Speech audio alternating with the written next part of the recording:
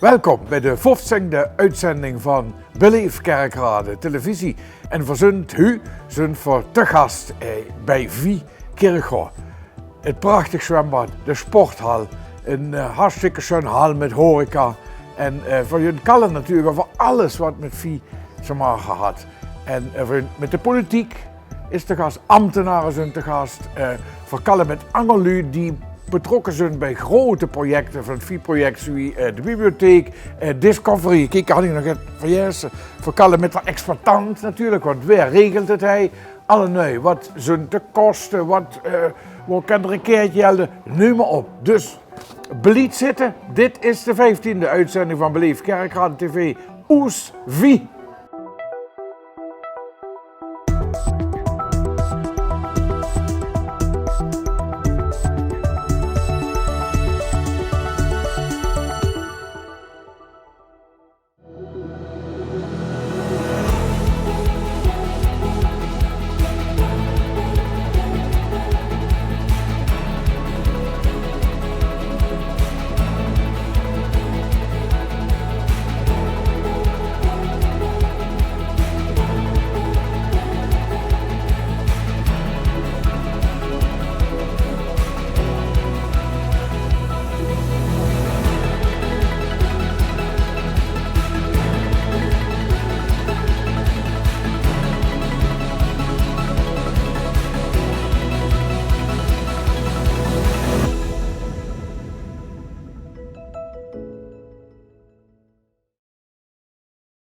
Frantje kijkt naar een geweldige, spetterende film over het zwembad en de sporthal. Maar wanneer hij echt zit, is het nog veel indrukwekkender. Verzint, zoals je ze had, te gast bij Vie zwembad en sporthal en dus bij mij door verantwoordelijk wethouder, zoals je dat zo schoon heet, Joost Lange. Du bent coördinerend wethouder. Nou. Dus du bent politiek verantwoordelijk voor Vie is veel meer wie alleen zwembad en sporthal. Vie is, weet nog wel, een soort gedachtegoed, dat wordt dus onder de hoedje kroeven. En vertel eens. Ja, vertel ons waarom het zo nodig wordt. Ja, kijk, voorzeker in Zuid-Limburg, waar een park staat, vooral de kerk, zitten we aan de negatieve lijstje, zitten we allemaal vijf bovenaan. Ja. Ervaren gezondheid. De negatieve lijst over gezondheid. Ja, ervaren gezondheid, arbeidsmarkt toeleiden, negativiteit. En nu voelen ze niet zo lekker in hun vel. En dan willen we met Vie dat doen. En dat kennen we Jan Sjootros in het leven te brengen. Wat is Vie voor de lu? Wij kunnen daar participeren in de volle breedte. Ja, en het is niet alleen maar het zwembad en de sporthal kousen, maar het is ook nog een keer de programma's die verdrongen zetten, waar nu ook zich vanzelf in beweging komen, in de geraniums komen, of dat doen de kinderzoon die voor je zoon willen maken of hoorden, dan wil je zien of de oude lui die meer in beweging willen hebben, meer beweging van oudere programma's lopen langer en dan kan een Vie natuurlijk gezet worden, want dat is heel belangrijk om ook die lui in beweging te houden, dat ze langer oud werden en langer gezond werden, of met die gezondheid beter kunnen omgaan met de krankheid in zijn hand. En er zit Vie bij de volle breedte. Dus wat dat betreft niet alleen maar de fysieke omgeving, de gebouwen, wat die geweldig zijn, want de luid, zo'n hij 3 weken je broeken maken van, enthousiast. Ja, maar ook dat de programma's die eronder liggen om te zien wat moet ze doen om je zoon te blijven of te werden, best te werden, dat wordt eronder liggen. Dus tweeledig, fysiek en inhoudelijk. Programma's erin, die Otelu, Ja, en dat is allemaal vanaf de wiegbouw bis aan het graaf. Ja, natuurlijk wel. We zetten over Limburg in de kansrijke start. Dat is een min 9 maanden verhaal. We gaan nog een keer te maken met alleen de voedende moeders, vroeggeboortes, al die dingen meer. En daar moeten we vooral op inzetten dat we kunnen voorkomen in de toekomst. En dan kan de Vie een hele belangrijke rol spelen. Van begin af aan in het leven. En had ze nu al enig idee wie het land een keer gaat of niet? Ja, we gaan het aan de gebracht natuurlijk. Het is allemaal nog niet zo janslang. Maar, nou, nee, klopt. Maar we gaan wel communiceren met de lui. Maar dan moeten de lui bereiken. En dat is door allerlei flyers, door tv-uitzendingen wie deze en ook programma's die ze erin. Maar ook om de lui heen te horen, om te zien wat is dat fysiek. Ja. Maar het zeker ook voor mij in de wijk. Want ik woon in Egel, als wekker blijf hij. En ik kom dan allemaal naar het centrum weer. Maar ook in die wijken werd de gedachtegoed van Vie uitgerold. En wie gebeurt dat? Kan je een voorbeeld nemen? Nou goed, met het programma 23 op gezond bewegen bijvoorbeeld, wat meer bewegen voor ouderen is, en wil je wandelingen maken, dan hoeft het niet te gebeuren alleen maar dat kan ook in de eigen omgeving gebeuren, of in de sporthal, of in het gymzaaltje, of eigenlijk bij de school, waar ze met dingen bezig is, waar ook het programma van Vie op losgelaten werden. Ja. op een goede manier. Ja, en Vie is denk ik wel een van de grootste projecten die Kirchhoff ooit gehad had, of niet? Ja, kijk, fysiek sowieso. Hè. De omgeving dat is natuurlijk een groot Misschien project. wel Noordermijnsluiting of zo. Ja, dat... kijk, wanneer het centrumplanontwikkeling pak, zodat ook een groot gegeven wordt voor ontwikkeld gaan, is dat in principe wie een oude bestuurder, de oude voormalige burgemeester van de stad, met Vie maar voor de stad af. Ja. Ja, we maken de omgeving af. Maar wat veel belangrijker is, dat ze ook die zongen van de Luwe triggeren is, dat ze in beweging brengt, dat ze met andere Luwe in contact brengt. Dat is die fysieke en die lichamelijke, de psychische gezondheid bevorderen. Dat is ze dan met. Ja. En ik denk dat voordat hij verder gaat, ja, dan is Kirchhoff voor de toekomst toch even wel de toekomstproef zou ik bezorgen. Maar we moeten ook een beetje geduld hebben, voordat dat enig alle nu zijn vruchten in afwerpen. Het moet gewoon landen bij de Luwe. Er moet wel weg hier aan vingen. Trouwens, aan bij de openingen zie je, openstelling gaan voor je zie je, een paar weken geleden. Dat hij duizenden mensen gaan komen kijken, die worden allemaal nieuwsgierig, die gaan het zien. En als je dat weet wat je hebt, nou dat gaan van net verwaard. Mooi toch? Ja, zeker. En voor zondag sinds 5 september gaan van de Luwe was liggen en hij sport nog in de zaal. En ik huur alleen positieve dingen. Ja. En bij wie luisteren aan hij rondkwens, hij binnenkunst. Ja, als het trotse bestuurder van deze stad. En met mij natuurlijk Janse College en Janse Rood, zo moeten zien. Hoor. Want dit is een jaar of 8 geleden begonnen met het concept, met het voorstel. En nu is het liggen voor afronding. En met Volrijk drummer en Willigsund, ja, daar had ze prachtig iets in de stad liggen. Wat ze inderdaad, dat kan ze noemen bereiken voor alleen Jans Parkstraat. Ver voorhand, ik ga vorige week zien het heel liever heel en simpel vinden, het was er liggen. Ja, mensen hij gewoon kleus, dan denk je toch, ja, dit is niet echt alleen je hebt verkeerd gehad. Nee, maar we hadden gezegd, Vie is gebaseerd op het feit dat we Parkstraat, zoals Jans uit Limburg willen bereiken. En in combinatie met Trendbreuk van de GGD in Limburg, sluiten dat elkaar aan, want Vie is Trendbreuk. Dat veroorzaakt de trendbreuk. En wat is dat trendbreuk? Wat moet dat zie je daar? Dat lu angst en denken over hun gezondheid en de positiviteit erin zien en dat ze ook in beweging komen. Kijk, met de sporten zo moet ze in de beweging komen. Want sommige bewegen kan ze sporten. En de mensen bewegen je hier ze grenzen verleggen. En dat gaat dan wat stoot maken. En dan gaat ze op die werk veel beter functioneren. Of de vingers wel werken wat ze hier hebben. Dat was een weerslag. Genau. Ja.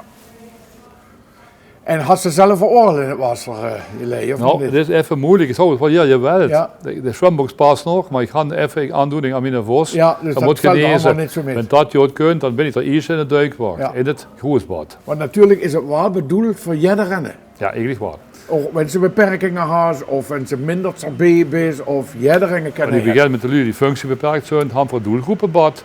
Er is een aparte waterlating mogelijk, verhandeld door warmwasser, rheumapatiënten, hartpatiënten, noem maar op. Die gaan dan een beetje boven de 30 graden. Terwijl het zwembad, het banenbad en het vrijbad 27 graden is, want het is niet prettig om heel te zwemmen in warm wasser. Nee. Dat is er ook. En natuurlijk de kleintjes, het pierenbadje. Ja, zeker. Dat noemen we wat vroeger. Hè. Het spartelbadje is er ook natuurlijk. Hè. Nou ja, voor jullie in dit programma dat volledig in het teken staat van het project Vie, van nog veel meer verzetten zien met nog veel u moeilijk. Dus wenn ze nou deze uitzending nog niet komen, dan weet ik het ook niet meer. Ja, we zijn allemaal bereid om nu te ontvangen en het verhaal nog een keer te vertellen. En dat, of 10 keer te vertellen, mensen snappen en ze komen hier gaan en maken gebruik van de programma's. Dat zijn voor je gelukkig en door met maar voor jullie gelukkig, denk ik. Sonjo. Graag. Veel succes. Hey, en bedankt voor het leuke gesprek. Ja, je door. Dankjewel hoor.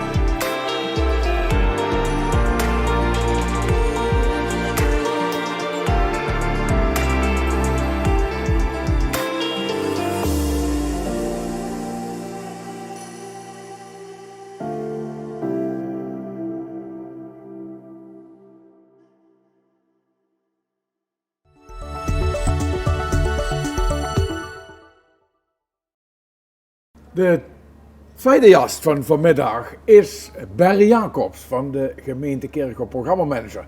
En Barry zit bij mij dus, hartelijk welkom. Boelt Kerkhof op plat, dus doen voor het interview in het Hollands, in het Nederlands. Dat is altijd weer even wennen, hè? Dan moeten we weer omschakelen. Welkom. Je bent programmamanager Vie. Nou, wat is dat? Hè? Want die vraag ligt natuurlijk voor de hand. Precies, ja. Nou ja, programmamanager. We hebben een heleboel programma's. Wethouder Slang heeft daar volgens mij ook al over gehad. Van ruim 40 programma's. En ja, 40, ik weet niet of hij het genoemd heeft, maar 40 is wel enorm veel. Ja, het zijn er ook veel. Nou goed. En die programma's, iedereen is daar zo op zijn eigen manier mee bezig. Een heleboel collega's van mij. En ik heb dan de eer om dat in samenhang te brengen. En ook te kijken van uiteindelijk wat we willen bereiken. Gaan we dat dan ook bereiken met al die programma's? Ja. Dus een overkoepelende functie is dat. Ja, en als je naar die programma's kijkt, want 40, dat is natuurlijk...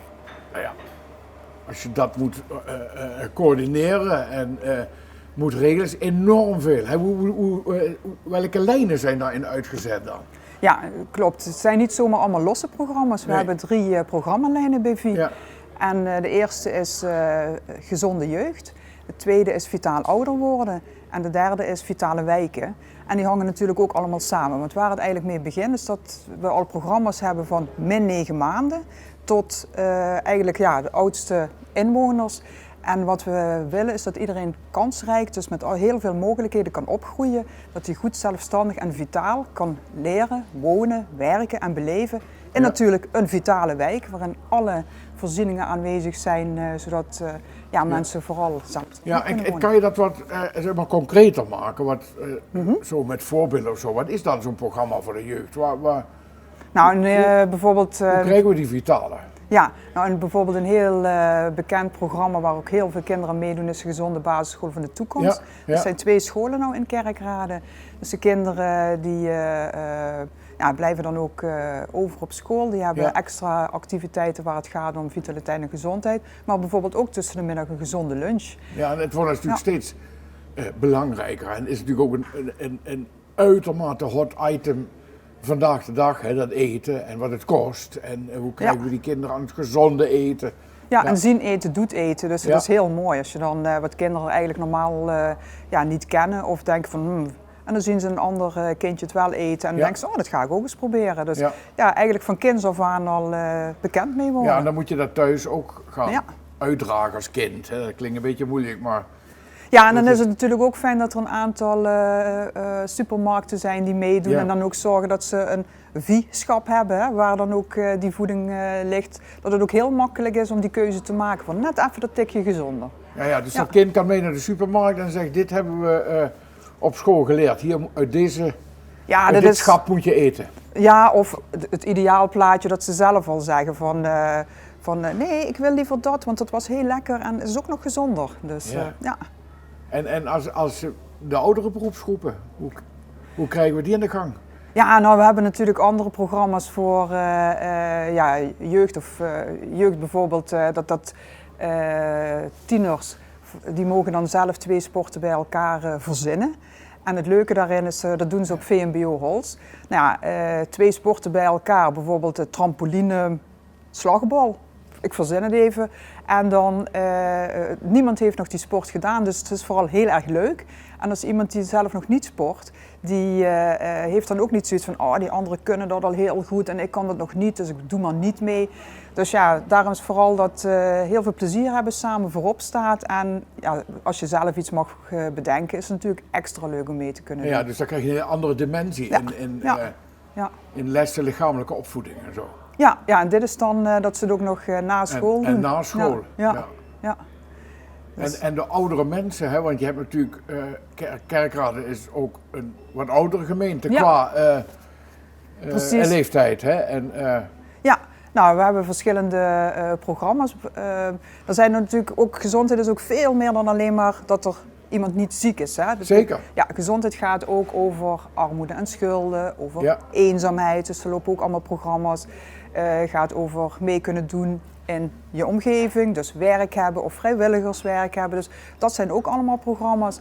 En eentje die we nog speciaal nieuw hebben, die is nou ontwikkeld samen met Meander, is Gelukkig Ouder Worden in Kerkrade. Aha. Ook gericht op eigenlijk mensen met beginnende dementie en hun mantelzorger, om dan te kijken hoe kunnen we nou het zo leuk en makkelijk mogelijk maken, dat er een stukje ondersteuning is en dat degene die dan dementeren dus ook zo lang mogelijk kan blijven doen wat hij eigenlijk zijn hele leven al heel erg fijn vond. Ja, dus bijvoorbeeld als iemand het heel leuk vond om altijd naar de yoga te gaan, ja, waarom zou je daarmee moeten stoppen als... Exact. Ja. En zeg maar, we zijn nu hier hè, in het zwembad, in dit prachtig zwembad en die sporthal. Krijg je die mensen ook hier? Nou ja, onze grootste... Dit is een prachtig mooi gebouw en dit is natuurlijk een voorziening voor de hele stad. Ja. Kijk, we kunnen niet in elke wijk een zwembad en zo'n grote sporthal neerleggen. Dus VI gaat vooral ook in die wijken, maar hier is natuurlijk wel een centrale functie. Nou, en bijvoorbeeld wat heel mooi is om te kijken hoe je die programma's kunt verbinden met dit gebouw, is dat er nou ook een pilot loopt. Dat heet dan, dat is een pilot waarin dan mensen die zelf chronisch ziek zijn of die bijvoorbeeld toch moeilijk mee kunnen met werk, dat die hier een hele intensieve 4 weken durende training krijgen, mentaal, fysiek, arbeidskundig, om ze dan weer lekker in hun kracht te zetten en dat ze weer volop mee kunnen doen. Dus ja, als dat gaat lukken, dan zijn we echt super. Aan jouw enthousiasme ligt het in ieder geval niet. Nee, maar goed, ik word ook gevoed door een heleboel enthousiaste collega's en een heleboel partijen ook, hè, want we doen het ook niet alleen. Nee, je doet het niet alleen. Ja. En als je naar de toekomst kijkt, hè, dan dit heb je niet vandaag of morgen gerealiseerd. Nee, dat is ook wel vitaliteit en gezondheid, is echt iets van de lange adem. Ja. Dus voordat je daar echt de verschillen gaat merken, we hebben nou in ieder geval de doelstelling dat we in ieder geval 10 jaar lang daarmee aan de gang zijn. Ja. En als je dan al iets van verschil gaat merken, dan zijn we natuurlijk al heel blij. Maar wat we ook als doelstelling hebben is vooral dat de ervaren gezondheid, dus dat mensen zeggen, hey, ik voel me goed of zeer goed, dat het daarom gaat. Daar gaat het om, precies. Ja.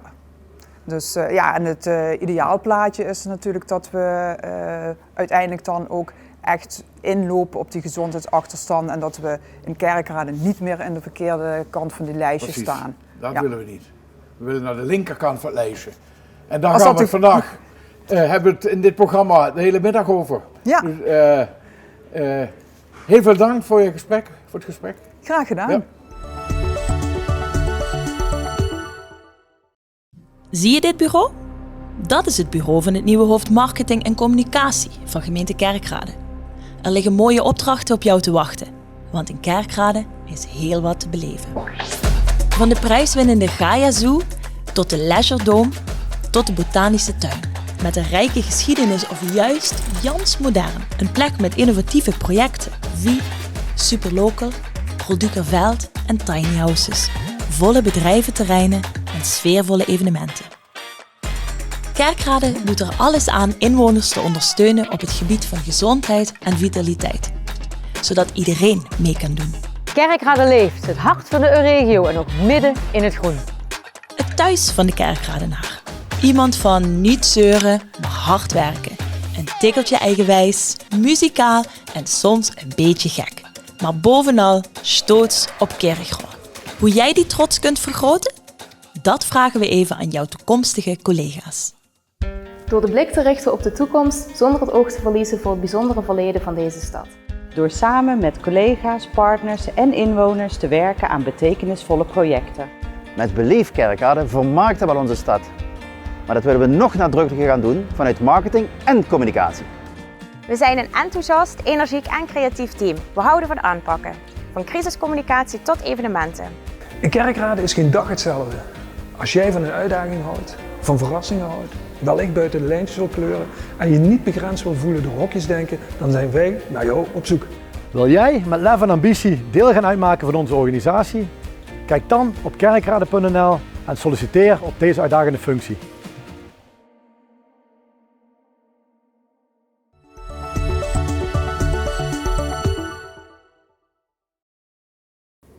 Een van de programma's uit het VIE-project is de ontmoetingsbus Kerkrade. En voor wij nog niet weten wat dat precies is, en daarvan moet ik eerlijk zien, want ik ga de bus nog niet gezien, maar die kunt zo in een beeld.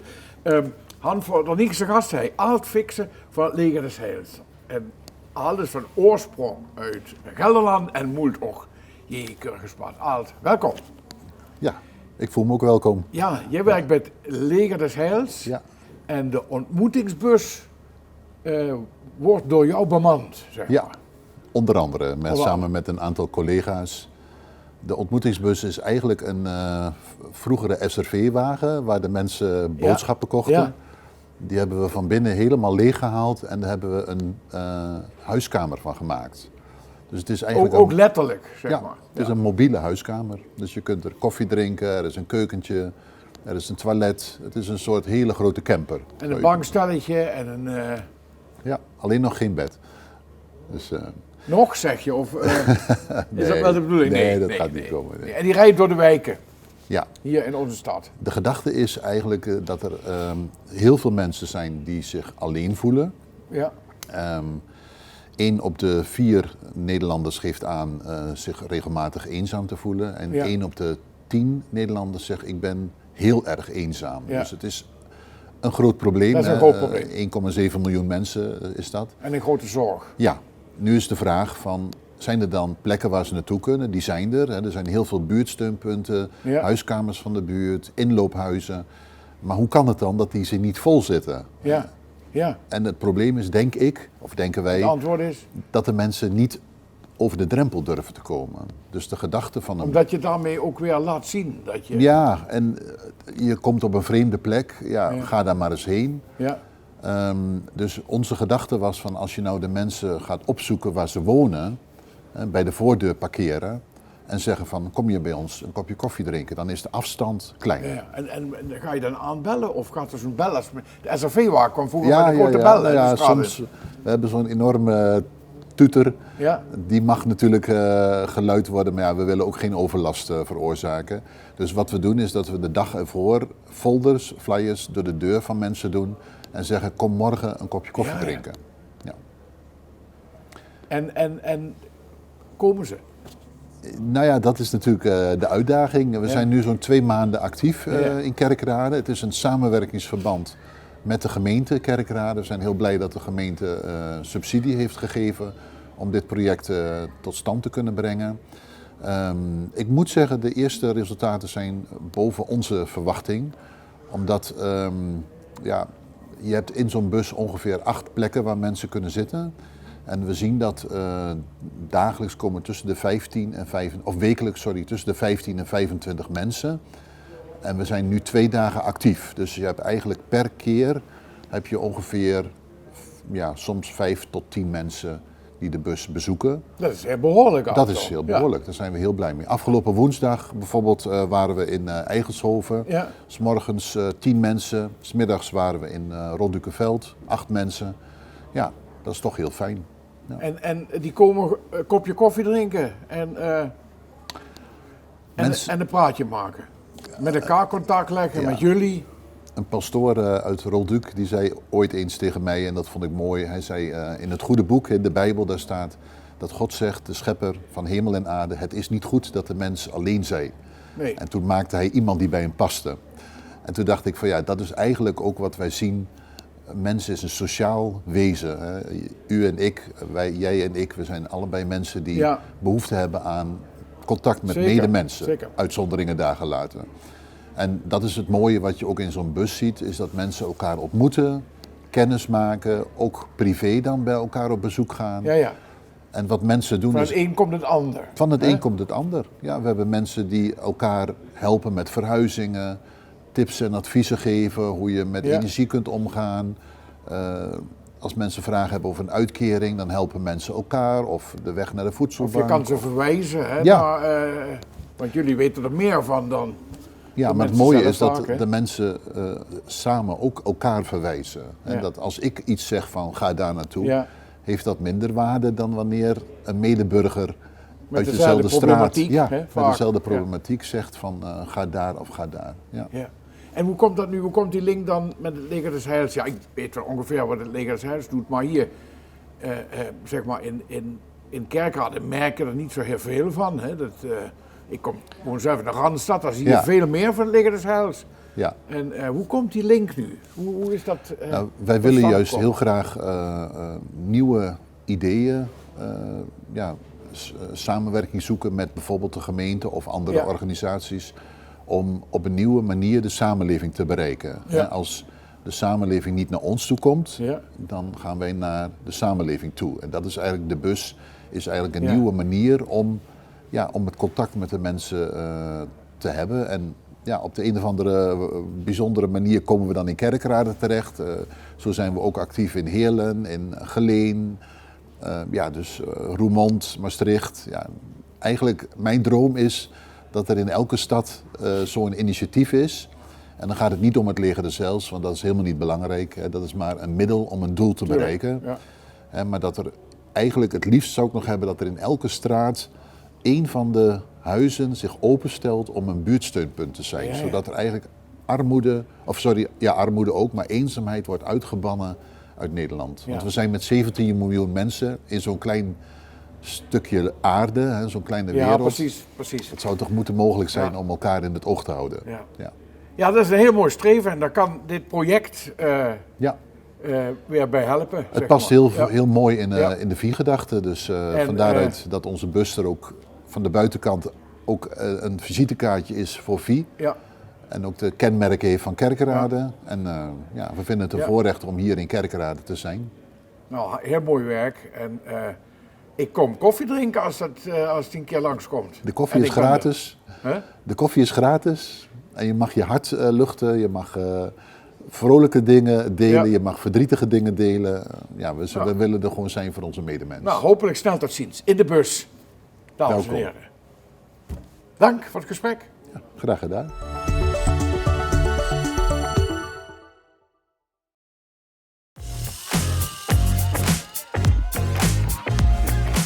Ik speel met mijn kleinkinderen wel eens voetbal hier op het Boeberplein. En dan gooi ik de blik hier naar de Vie. We zijn heel benieuwd wie het gaat worden. Het is een fantastisch initiatief. En open dag, dus we moeten natuurlijk eens even komen kijken. Als je ziet het enthousiasme van de lui en ook de opkomst, ze stingen er geloof ik al om 9:15. Als ze dan zus wie de lui reageren, die zijn echt alleen maar vol lof. Leuk is, ze hebben ook heel veel vragen, maar dat is natuurlijk met een sneak preview. Hè. Dan gaan we natuurlijk niet alles prijsgeven. Ik word van tevoren erg sceptisch, omdat ik alleen maar plaatjes van dit zwembad gezien heb. En ik ga iedere week in de pool nog zwemmen. Maar dan heb ik de rest ook gezien en ik moet zeggen dat het me heel erg metgevallen is. En ik verheug me erop om straks even te komen zwemmen.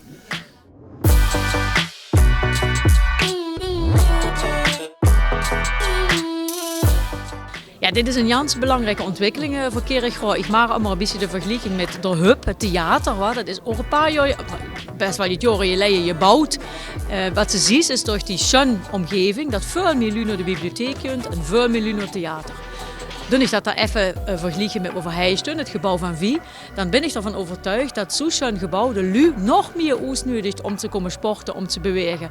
Want dat is eigenlijk wat het om gaat. Het gaat natuurlijk aan zich niet om het gebouw en om de pracht en praal en dat het een schoon zwembad is. Het gaat erom dat de lui dat gebruiken. Het stimuleren van beweging van jeugd en eerlijk gezegd ook ouderen zal zeer zeker door dit verhaal en hopelijk ook een goede boost krijgen. Ja. Ik ben even juist bij de sporthal geweest, vond ik mooi. Maar ja, we zijn van een duikvereniging, dus dit interesseert me natuurlijk wel even meer om te komen kijken. Ja. Dus je bent een regelmatige bezoeker? Ben ik dus wel, ja.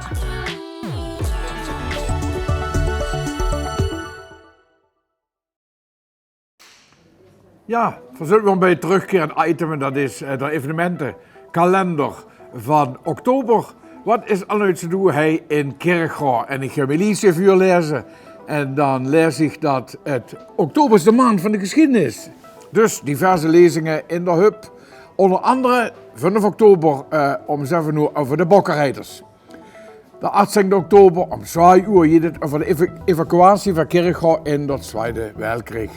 De kinderboekenweek, natuurlijk ook centraal in de bibliotheek, is van 5 tot en met 16 oktober. Thema is Giga Groen. Door mondig tot 3 oktober verwelkomen we natuurlijk weer veel gasten van over de Peul, want dan is het stoffen spektakel in Kerkhof Centrum. Door 4 oktober kinder in de hub naar de film. Dat is ook nog vrij nieuw en dan kun je kijken naar The Father. Een prachtige film, moet ik zeggen, want ik ga hem wel eens zien. De 7 oktober is Roda tegen Venlo, VVV. Aroer, Parkstad Limburg, Stadion. De 22 oktober, Jan Sint-Angers, het Kerkruid Symfonieorkest. Het concertje heet Als van Ouds. Om Aroer in ons Parkstad Limburg Theater, Kerkruid. 28 oktober, Roda tegen Jong Utrecht, ook Aroer in het Parkstad Limburg Stadion. De 30 oktober zijn we om aankomen bij de Koopzondag. En daar kunnen we ook nog gratis parkeren, dus dat wist je bescheid. En wel duur dat u evenement ook op die lijst kunt, meld dat even bij beleef@kerkrade.nl. Kijk maar op de website, ken dat aan uw vinger en dan werd het de nächste keer opgenoemd. Dat worden evenementen van oktober.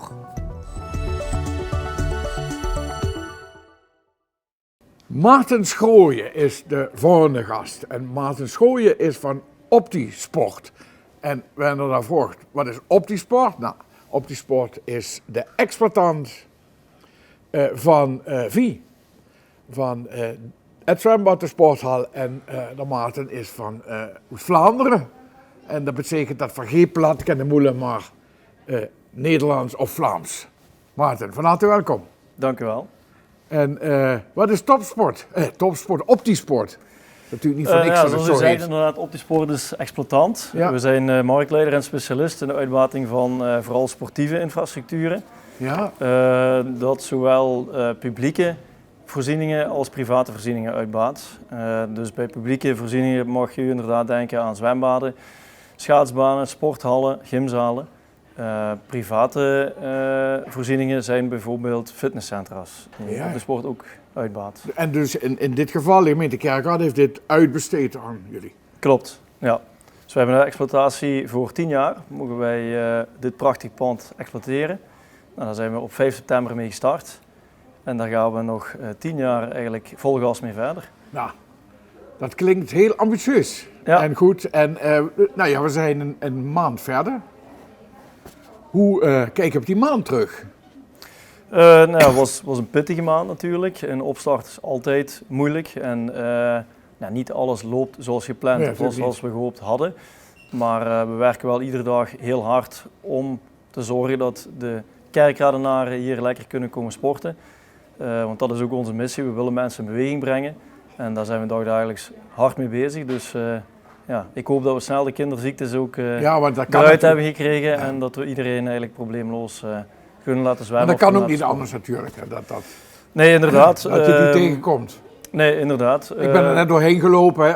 Als je dat complex ziet, dan kan het niet anders dan dat niet meteen vanaf uur 0 draait. Hè. Dus daar moeten mensen gewoon ook rekening mee houden. Ja, nou ja. Liever niet, maar, de praktijk leert ons dat het inderdaad wel altijd zo is. Ja. Maar het is open? Het is open, de mensen kunnen bij ons terecht, zowel in het zwembad als in de sporthal. En natuurlijk ook hier in deze gezellige horeca-aangelegenheid. Dus we kunnen iedereen ontvangen, we kunnen iedereen laten sporten en dat is denk ik een hele mooie zaak. En als we heel praktisch zijn, hè, dan kom je binnen en dan wil je zwemmen, dan kan je gewoon daar een kaartje kopen. Ja. Inderdaad. Maar je kan niet elk uur van de dag zwemmen? Je kan niet elk uur van de dag zwemmen, maar toch heel vaak. En die exacte tijden staan eigenlijk op onze website. Dat is www.optisport.nl/vi. En daar staat eigenlijk alle informatie omtrent de verschillende activiteiten en de openingstijden die daarbij horen en de prijzen die daarbij horen, die staan daarin vermeld. Kinderen kunnen komen, ouders met kinderen, je kan recreatief zwemmen, je kan baantjes trekken, heb ik net nog gezien. Dus alles is mogelijk. Ja, er is heel veel mogelijk. We zijn nog vrij beperkt gestart, zal ik maar zeggen. De bedoeling is om de komende maanden, jaren zeker ons programma nog verder uit te breiden met nog extra leuke dingen. Maar in het begin is het sowieso al een pittige periode en we willen hetgeen wat we doen, willen we ook goed doen.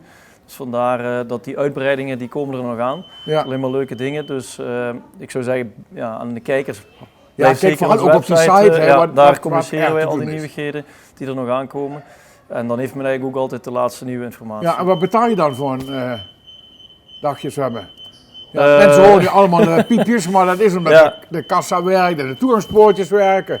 Ja. En, de tarieven zijn natuurlijk verschillend, afhankelijk welke activiteiten delen. Of het nu een zwemles is of een aquales of een gewoon ticket voor een losbad. We hebben ook 12 beurtenkaarten of 25 beurtenkaarten, dus die tarieven die zijn nogal verschillend. En ook die vindt men eigenlijk op de website, daar staan alle tarieven netjes opgelijst. Dus, en ook die tarieven zijn regulier? Die zijn regulier, absoluut. Die zijn eigenlijk bepaald in overleg met de gemeente Kerkrade en die zijn niet veranderd. Dus die tarieven zijn hetzelfde gebleven als in het vorige bad. Aha. Dus men kan eigenlijk voor hetzelfde tarief nu zwemmen in een prachtig nieuw, complex nieuw zwembad. Ja, maar dat is goed om het te vertellen, want je ziet natuurlijk ook en je leest ook natuurlijk op alle socials, mensen die het duur vinden of mensen die zich daarover druk maken over al dat soort dingen. Dat gebeurt natuurlijk overal en zeker ook in Kerkrade natuurlijk. En dus het is wel goed om te weten dat eigenlijk ten opzichte van de Pool zijn die tarieven niet veranderd. Nee, dat klopt. Ja, oké. Zijn overgenomen. En de sporthal, dat is eigenlijk voor verenigingen, of niet?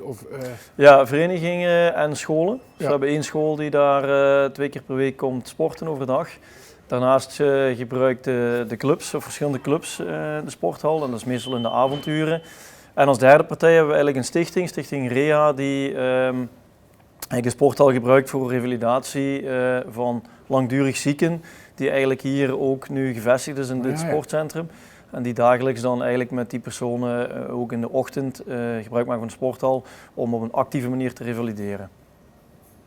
Ja, mooi. Dus er is eigenlijk niet zo heel veel verschil met de sporthallen die er zijn. Hè. Je kan niet met 5 vriendjes zeggen, we gaan daar lekker een potje voetballen binnen. Dat gaat in principe kunnen particulieren ook bij ons ruimte huren. Natuurlijk, de ruimte is beperkt. Hè, dus er zijn nog wel wat vrije ruimtes ter beschikking. Men kan daarvoor gewoon hier informeren bij onze receptie. Dus in principe kan dat. Al is er wel ook een verschillend tarief tussen clubs en verenigingen of particulieren. Hè. De verenigingen hebben ook altijd voorrang. Tuurlijk. Wat logisch is. Maar dat is in principe dus wel mogelijk. Ja. Als mensen de zaal willen huren, kan dat bekeken worden. Ja, en als je nog wil werken hier, kan dat nog? Dat kan zeker. Zoeken je nog mensen? Overal zoeken ze mensen tegenwoordig, dus ook hier. Nou ja, inderdaad. Vooral oproepkrachten eigenlijk, die ons team kunnen versterken bij drukte. Hè, of moest er iemand ziek vallen, dan zoeken we altijd vervanging. En daardoor zoeken we naar een soort flexibele schil, zoals we dat noemen. Dus daar zijn we altijd wel op zoek naar extra versterking. Ja. Oké, dankjewel voor het leuke gesprek, Maarten. Maarten Schooijen was dat, dames en heren. Van Optisport, de exploitant van dit hele complex. En had ik gehoord, hij zal vroeg zien wanneer ons bij hem komt aankloppen heen.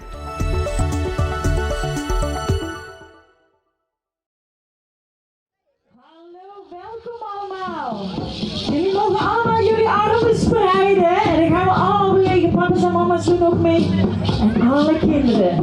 Oké, zorg dat je genoeg plek hebt, dat je niemand aanhaakt. Kom vooral die kant op staan, dat ik jullie allemaal kan zien.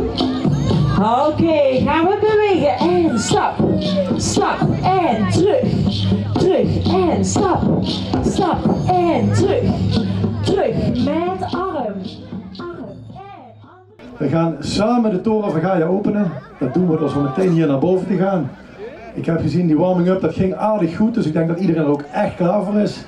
En de toren van Gaia, een mooi gezamenlijk initiatief van Gaia Zoo en de gemeente Kerkrade.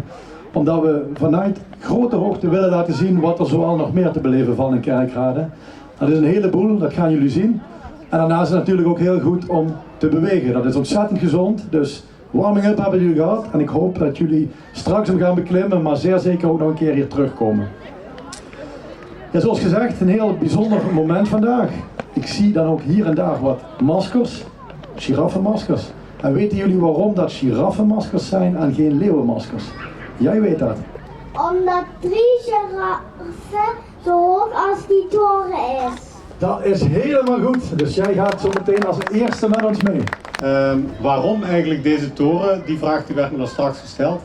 Ja, het is eigenlijk zo dat Tim als wethouder van Kerkrade ook de drijvende kracht is achter Beleef Kerkrade. En hij vroeg me op een gegeven moment, kunnen jullie als Gaia niet iets met Beleef Kerkrade? En toen hebben we daar een beetje over zitten nadenken. En eigenlijk is Beleef Kerkrade, Beleef is een werkwoord dat roept eigenlijk op tot actie. Dus we dachten, als we nou iets verzinnen waardoor de mensen in actie kunnen komen en na die actie kunnen ze zien wat Kerkrade allemaal te beleven heeft, ja, dan sla je 2 vliegen in 1 klap. En als je dat wil realiseren, dan is een toren eigenlijk best voor de hand liggen.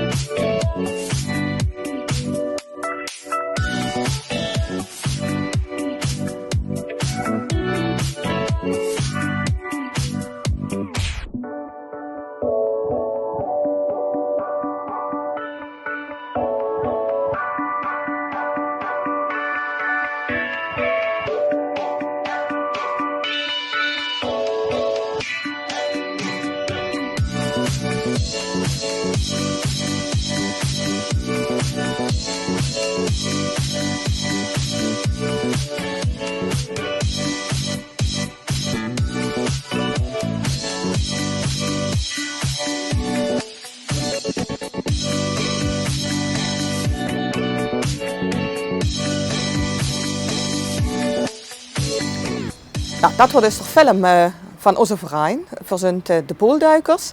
En ons activiteitenteam had deze film gemaakt. Dat vinden we natuurlijk ramchic.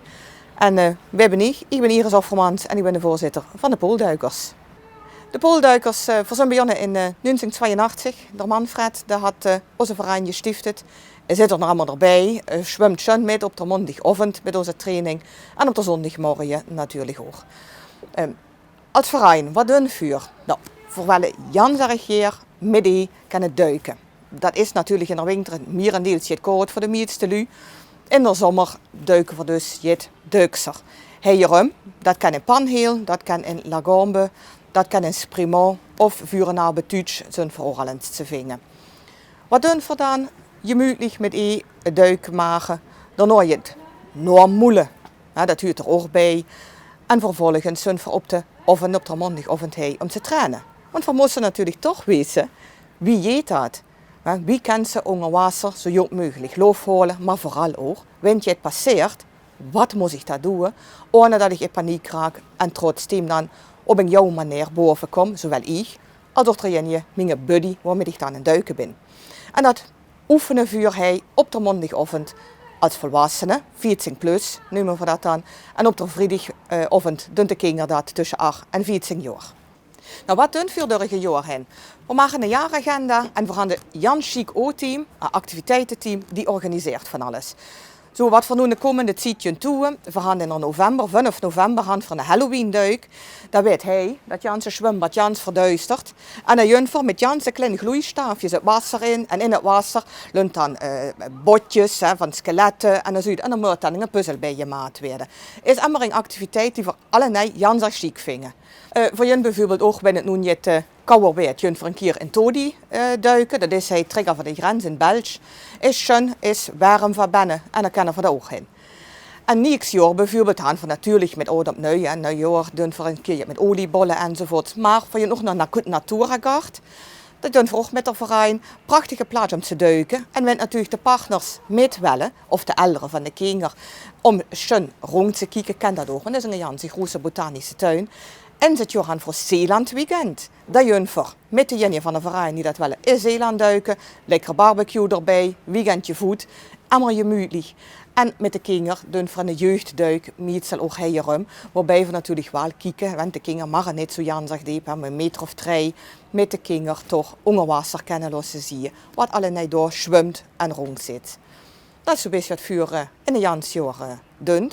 Op de maandag of een trainer wel er een keer mee toe. Ken dat. Open avond 9 januari warm. Men kan zich die tijd aanmelden bij ons. En dan kan ze een keer ervaren wie het is om met loof op de rug onder wasser eens een keer te ervaren. Dat is natuurlijk iets wat veel dingen schön vinden.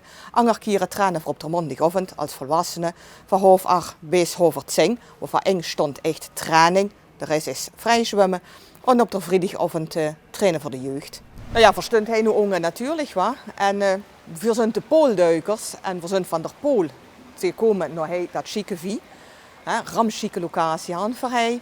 Maar verblijven wel stiekem gewoon de poolduikers hier. Want dit is ook gewoon een Janse normale poolwasser. Waar we ook schön onder water kunnen zwemmen. Maar er ook een keer mee toe, dat kan. 9 januari is er open dag. Kan nog gewoon kijken. Onze website is beschikbaar voor een openbare Facebook-site. Daar delen we allerhande filmpjes, graag wie dat chique filmpje aan de aanvang.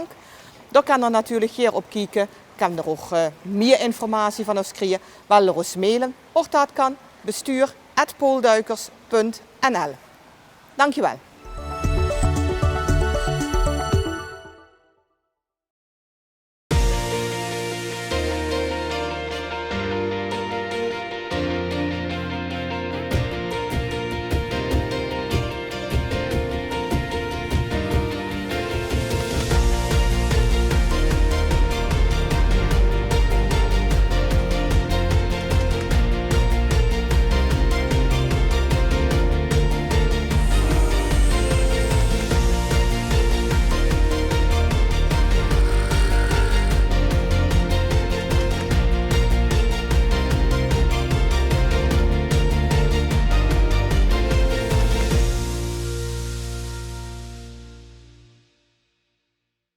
Een tafel met veel gasten gaan vernoemen. En dat jullie ook wel in het Hollands doen, want de gasten kan niet alle nieuwe Kerkgasser plat. Verhand Ilse Verburg, Bibliotheek Kerkrade. Ja. Verhand Barry Jacobs, overal aan de programmamanager Vie. En tenslotte Jean Bertrand van het Discovery Museum. En we gaan het hebben over hoe dit nu allemaal samenwerkt. De bibliotheek, het museum, of de hub moet ik zeggen, hè, dat is meer dan de bibliotheek eigenlijk. Het museum en het programma Vie. En daar gaan we de mensen thuis alles over vertellen. Nou, wie wil er van wal steken? Nou, zal ik eventjes beginnen? Ja, nou in ieder geval als het gaat om zo'n onderwerp als vitaliteit en gezondheid, dan is het iets wat je echt niet alleen kunt doen. En we hebben natuurlijk regelmatig overleg met de bibliotheek, met Discovery. En al pratend kom je dan eigenlijk erachter dat je denkt, goh, maar er zijn een heleboel onderwerpen waar we elkaar heel goed aanvullen of wat een beetje op elkaar lijkt. Dus ja, zo begint het. Ja, want als je er diep over nadenkt, dan kom je er ook wel. Maar zo in eerste instantie denk je, het zwembad, de sporthal en dan de bibliotheek, het museum. En denk je een slagje dieper, toch? Ja, dan kom je er wel. Het gekke is, een bibliotheek helpt mensen om, ik zou maar zeggen, om te weten bijvoorbeeld wat vitaliteit is. Want het is een heel mooi woord, maar wat is dat nou precies? Ja. Dus dat je bij VI aan vitaliteit kan werken is heel mooi. Maar bij ons kan je leren wat vitaliteit nou eigenlijk is. Wat versta je er nou onder? Is dat alleen maar gezond zijn door veel te bewegen, zoals in het zwembad en de gymzaal hier? Of kan je ook op een hele andere manier gezond zijn? Ja, en moet je dat dan uit boeken halen? Of, nee, helemaal niet. We hebben spreekuren bijvoorbeeld. Denk aan de Alzheimervereniging zit bij ons informatie te geven. Stel dat je een partner hebt, of een moeder of een vader. Hoe ga je daar nou mee om? Zodanig dat je toch met z'n allen wel vitaal blijft. En dingen blijft doen in plaats van alles wat je niet meer kan. Maar ook het Toon Hermanshuis hebben we in huis, die voorlichting geeft. Dus een heleboel dingen die met vitaliteit te maken hebben, die kun je bij ons leren wat vitaliteit is, hoe je daaraan kan werken. Maar je kunt ook workshops volgen, je kunt met mensen in gesprek gaan. Dus ja, wij willen heel graag zorgen dat VI niet alleen een gebouw is, maar dat je ook een beetje snapt wat je ook zelf kunt doen aan je vitaliteit. Ja, niet alleen een gebouw of een ambtelijk construct, maar gewoon... Precies, veel meer. Ja. Nou ja, ik sluit me daarbij aan. Ik bedoel, vitaliteit is uiteraard gezonde voeding en goed bewegen, maar is ook geestelijke gezondheid. En de programma's van Discovery zijn vooral op gericht om mensen nieuwe dingen te laten leren, uitdagen enzovoort. Gezonde voeding, maar dan niet alleen maar de voeding om te eten, maar ook hoe je creatief met voeding omgaat. En kinderen bewust te maken, want vitaliteit is natuurlijk voor alle leeftijden. Ja, want je hebt het ook in het museum niet alleen over kinderen. Nee, zeker niet. De jeugd is van harte welkom, maar het is... Hè? We hebben ook workshops als het gaat om digitale weerbaarheid en dan vooral op het gebied van phishing of criminaliteit. En die zijn specifiek gericht op senioren. Ja. En hoe ziet jullie dagelijks de praktijk van samenwerken dan uit? Hoe gaat dat dan? Kom je daar bij elkaar en zeg je, nou, we gaan wat bedenken? Of, Kijk, in eerste instantie ligt er een basis dat we elkaar aanvullen. Iedereen heeft zijn eigen omgeving, zijn eigen verantwoordelijkheid, workshops of andere activiteiten. En die basis die moet er uiteindelijk voor zorgen dat we misschien wel nieuwe programma's kunnen ontwikkelen ter behoeve van de mensen van Kerkrade of de mensen van Parkstad. Maar het is soms ook heel makkelijk. Bij de gemeente melden zich mensen en die zeggen, ik wil eigenlijk wel iets met bekkeninstabiliteit, noem maar iets. Ja. Of jonge moeders die slapeloosheid hebben omdat ze net een klein kind hebben gekregen. Of niet weten of ze borstvoeding moeten geven, ja of nee. Dus op het moment dat wij van de gemeente horen, er melden zich mensen die met een goed verhaal een stuk voorlichting willen geven. Die verwijst de gemeente door naar ons en wij zorgen dat we in een zaal een workshop laten geven. Of een lezing of een presentatie. Daar sturen we flyers voor, dus mensen kunnen bij ons dan gratis en wel deelnemen aan voorlichting, informatie. Dus zo werken wij met elkaar samen. Want we krijgen veel partners door van de gemeente en daar kunnen wij weer wat mee. Dus dat is alleen maar heel mooi. Het ligt eigenlijk zo voor de hand eigenlijk ook, hè? Als ik jullie nu zo hoor. Hè? En, ja, de één ding, ik bedoel, de inwoner van Kerkrade staat centraal, want daar gaat het om. Ja. En het mooie is ook dat eigenlijk ook iedereen weer een beetje een aparte doelgroep heeft. Hè? Ja. De mensen die in het museum komen, zijn er weer andere mensen die in de bibliotheek komen. En er zijn weer andere mensen waar wij mee. En zo kunnen we ook veel meer mensen bereiken. Dus daar zijn we wel heel erg blij mee. En heb je nu ook een voorbeeld wat al draait als een samenwerkingsproject? Wat mensen al hebben kunnen meemaken of wat zich weer herhaalt? Of, Nou, wat wij aan het doen zijn is op dit moment VI en wat VI kan betekenen voor mensen. Heel duidelijk in de bibliotheek mensen informeren. Dat doen we op een vrijdagochtend. Dan hebben we een spreekuur, daar kan je gewoon komen en dan hoor je wat VI is. Maar je hoort ook wat vitaliteit is en hoe je zelf kan werken aan je gezondheid. En we hebben ook al spreekuren waarin mensen op een app kunnen gebruiken. Met name omdat ze soms niet weten hoe ze moeten beeldbellen met de huisarts. Of hun eigen patiëntendossier kunnen inkijken. Ja, dat zijn belangrijke dingen als je aan je eigen gezondheid wil werken. Ja. Want als je een uitslag krijgt, maar je kan het niet lezen. Nou, op die manier proberen we al hele eerste stappen te zetten in die samenwerking. Ja, dat is denk ik een hele mooie. En draait er in het museum ook al wat? Er liggen een aantal basisideeën, maar ik bedoel, de samenwerking is net opgestart. Dus we hebben geïnventariseerd wat is de bestaande programma's van alle 3 de partners. Daar zit die zaak in dat ze elkaar aanvullen. En wat ik zei, van daaruit moeten nieuwe programma's ontstaan. Dus er is nog geen concreet programma, weliswaar workshops rondom gezonde voeding, wat wel dezelfde thematiek heeft. Maar nog niet in de zin van dat er ook al daadwerkelijk... Ja, want ik hoorde ook, volgens mij was het voordat we opnamen, dat had je het over digitale geletterdheid. Hè? En dat komt ook wel in de richting van zo'n app en zo, hè? Want daar gaat het om, met digitale geletterdheid. Dat is een duidelijk voorbeeld hoe programma's elkaar kunnen aanvullen. En dan krijg je ook weer techniek en... Ja, een ander programma. We zijn nu bezig met een aantal bestaande programma's zodanig aan te passen dat ze ook voor mensen die moeilijker kunnen lezen, toch te gebruiken zijn. Nou, dat sluit ook wel aan de initiatieven van de Hub rondom laaggeletterdheid bijvoorbeeld. Ja, bij ons heb je bijvoorbeeld een app die je kunt invullen. Alleen als je daar niet zo handig in bent, is dat wat lastig. Ja. En dan kan je testjes doen en dan kan je zien hoe het met je gezondheid staat. Want het kan best zijn dat je fysiek heel fit bent, maar dat je wat eenzaam bent. Of dat je weinig vrienden hebt. Of dat je denkt, ja, wat is nou de zin in mijn leven? Dus soms kan het best zijn dat het ergens knelt. En dat te weten is al eigenlijk heel mooi. Want de een zou je het liefst hier naar het zwembad sturen. En de ander zeg je, nou misschien is toch een andere activiteit voor jou passender. Ja. Nou, dat is handig om zo'n testje te doen. Maar als je dan niet zo digitaal vaardig bent, nou, daar helpen wij weer mee bijvoorbeeld. Ja. Dus op die manier kun je... En sommige mensen stuur ik dan weer door naar het museum. Omdat het gaat om toch geïnspireerd te worden in het leven. En daardoor toch het gevoel hebben dat je meedoet. En anderen komen weer bij een programma van Vie terecht. Zo krijg je toch het idee van iets wat eigenlijk...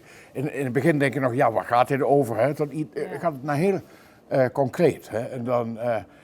En dat is wel heel aardig. En dan krijg je ook een soort van Vie-straat eigenlijk. Hier is een Vie-as, hè? Van de Hub naar het zwembad, naar Discovery. Nou ja. En heb je eigenlijk het hele centrum, heb je het hele centrum te pakken, hè? Volgens mij. Dat is de as waar Kerkrade om draait. Hè? Maar dat moet ook dat die mensen uit de wijken krijgen ook nog. Ja, gelukkig zitten we natuurlijk ook in een aantal wijken. En daar gaan we gewoon ook lekker aan de slag met dezelfde soort spreekuren en dezelfde dingen. Dus ja, ik zou bijna zeggen, mensen die meer willen weten, moeten vooral even bij ons binnenlopen. Ja. Nou, ik hoop dat ze bij jullie, bij Discovery en bij de Hub natuurlijk de deur plat lopen. Dankjewel voor het informatieve gesprek. En tot de volgende keer. Hè? Heel graag gedaan.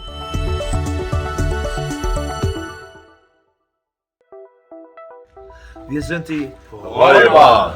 Und wir freuen uns auf den 26.11. Da sehen wir uns im Music Dome Kerkrade zum 6x11-jährigen Bestehen des VVKW mit ganz viel Köchermusik. Wir sind dabei, wir freuen uns auf euch. Bis dahin, einer für alle. Alle für einen. Und alle für Kerkrade.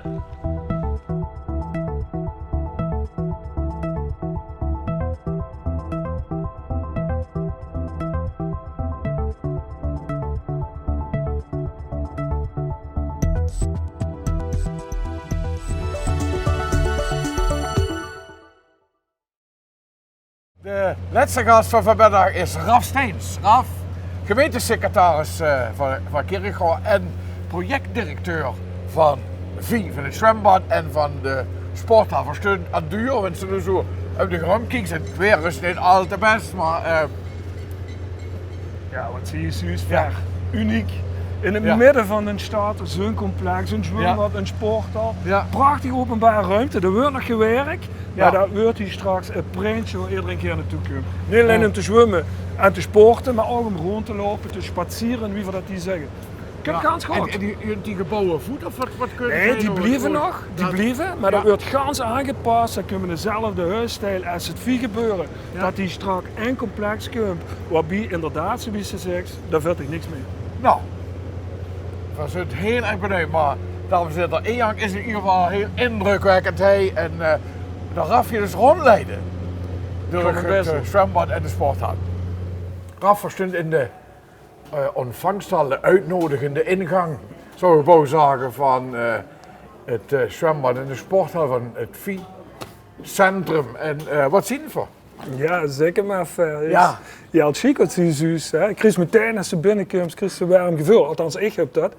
Dat ze even lekker zitten tijdens het sporten. Als ze immers is aan het sporten en dicht moet wachten, zet ze de giel lekker neer. Ja. Kan ze een tasje koffie drinken. Is met name voor die sportvereniging natuurlijk. Maar ook als ze hier wandelen bij straks de openbare ruimte klaar is. En dan wil ze een tasje koffie komen drinken. Dan kan dat. Ja, en dan had dan al weer een stapje gezet naar meer beweging. Zeker. Hey, als ze hier de beweging ziet, nodig dat hopelijk goed. Dat bedoelen we de mensen ermee. En vlug genoeg vlug hier kijken. Verschillend in het zwembad gedeelte. 3 gedeeltes zoals je ziet. Ik ben de Wetser Stilverbouw, met het hele complex aan schouws, of niet? Dat moet ik toch ook zo ongeveer overkomen. Maar ja, ik ken het stil en ik moet het zeggen, maar ik begreep het gevoel wel. Ja. Dus u staat in ieder geval 100 vierkante meter voor de kinder, waar ze kunnen spazieren als de ouders in het zwemmen of ze gaat. Door het doelgroepenbad met beweegbare bodem. Ja. En dit grote bad. Ja, dit is in de Parel, hè, met het uitzicht over de stad, door een wakduikplank, 3 meter zwavel diep. Het uitzicht is geweldig hoor. Ik moet zeggen, ik wil er eerder keer de 60 gaan. En door bodem kan zakken. Hij kent ze alles doen, hij kent ze wedstrijd zwemmen. 50 tot 24 meter. Recreatief zwemmen, hij kent duiken. Ja, zeker. Ja. En voor gewoon zelfs ook nog voor de kleinste onder ons, gewoon voor die speeltoestellen in het water, waar je zodat ze in de middag heerlijk kunnen ravotten en zelfs op die leeftijd al bezig zijn met gezondheid, bewegen en vitaliteit. Ja. En hij kent de Van Oerschoor, de Lucie is nog heen met de kleerstorm, maar die had ze echt niet nodig. Het is volgens mij 38 graden. Het was er niet gevuld, je nog niet proberen maar. Kom kijken nu en zwemmen. Zeker, doen. En wanneer u denkt, had alles gezien, nou, dan is het niet zo, want we zijn nu in de technische ruimte. Dat is een ruimte waar we als normale bezoeker van het zwembad niet kunt, dus het is hartstikke leuk dat voor hij met Beleefd Kerkrade TV wel daarvoor komen af. De technische ruimte, nou ja, dan weet de mens zoals ik als sprakeloos. Dan weet ik ook, wat is dit allemaal? Ja, dit is in ieder geval heel erg indrukwekkend. Ik ken dat ook niet allemaal uitleggen wat hier gebeurt. Maar wat belangrijk is, dit zwembad, deze accommodatie is eigenlijk qua duurzaamheid een voorbeeld voor alle gebouwen, zou ik bijna zeggen. Voorzien van het gas af. We hebben 1200, volledig gasloos. Volledig gasloos. We hebben 1200 zonnepanelen op het dak liggen. We hebben hoog rendement warmtepompen. Genereert natuurlijk een hele hoop nieuwe energie. En ook nog eens belangrijk, als je kijkt naar milieuvriendelijkheid, het water dat wordt hier niet op een traditionele manier gegloord, om het zo maar te zeggen. Ja. We gebruiken een methode om het keukenzout eigenlijk als het ware te ontleden, waardoor we 2 verschillende componenten krijgen en één component chloor, daar gaat het water in. Heel milieuvriendelijk, heel duurzaam, uniek. Ja, en veel prettig om te zwemmen. Absoluut. Want de goede ogen van vroeger, dat besteden niet. Dat is voorbij. Ja. In Vie zal dat niet gebeuren. Oké, dankjewel. Dit is een bijzondere ruimte van Vie, waarvoor nu zijn. Er werd nog flink gewerkt, kan dat zie je. Het is nog niet handverdig, maar wanneer het je drieën werd dit de innovatiehub. Raf. Absoluut. Dit is eigenlijk het zenuwcentrum van Vie. Hier komt alles samen ver. Iedereen in het park staat nodig veroerd om met een goed idee naar deze innovatiehub te komen, waar we projecten, processen, programma's, innovaties proberen te vinden, die ons helpen om de gezondheid van onze inwoners en die van Parkstad, om die te verbeteren. Dat dus gebeurt hier. Dit werd zeg maar een mega creatieve ruimte. Ja, een laboratorium van gezondheid en wetenschap. Nee, wie moest het zeggen? Gezondheid en vitaliteitsverbetering. Zo moest het zeggen. Dat klinkt echt heel erg toekomstgericht.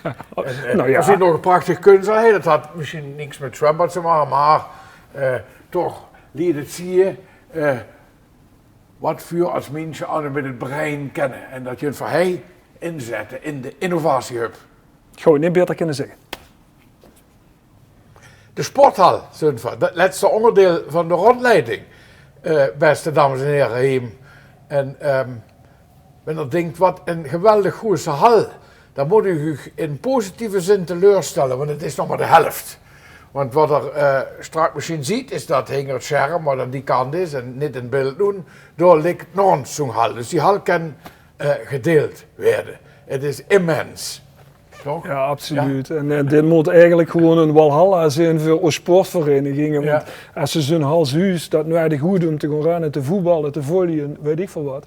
En wat nog opvalt ver, als ik ook tegen zou vertellen, het geluid dat is hier eigenlijk minimaal. Dat is op een dusdanige manier gedempt dat ze ook prachtig met elkaar kunnen blijven vertellen. Geweldige akoestiek. Ja, absoluut. Zeker wel.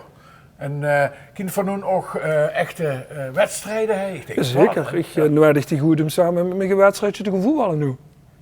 Ja, dat weet ik niet of dat ze moet zoeken. Dat is goed. Ja, echt. Dan pas ik. Dat is dat voor Vie, de rondleiding. Met dank aan onze gemeentesecretaris Raf Steins. En ja, het enige wat ik nog kan aanvullen is dat er gewoon zelf moet komen kijken. Want het beeld is schön en wat veel vertellen is, maar kijken, hij is nog veel wichtiger. Dus we zien dus hier waar we terug hij in de sporthal in Vie of in het zwembad natuurlijk. Ja, beste lu, dat wordt de Vie Special. En er zit toch met me eens dat dit echt wel een magnifieke, om het zo maar te zeggen, uitzending wordt. En dat we toch jaren rennen, ik keer gewoon nu wel warm handje maat voor het Vie-project, voor het zwembad, voor de sporthal. Maar ook laten ze zien en huren dat het ook nog een stapje weer gaat boven dat zwembad en die sporthal. Namelijk dat het is wat voor Kerkrade zo echt onder de leden moesten krijgen. Dat het je zoon is en jod is voor alle nu om in beweging te komen. En met dank aan iedereen dat met je werkt u en met dank ook aan alle lui van het Vie-complex.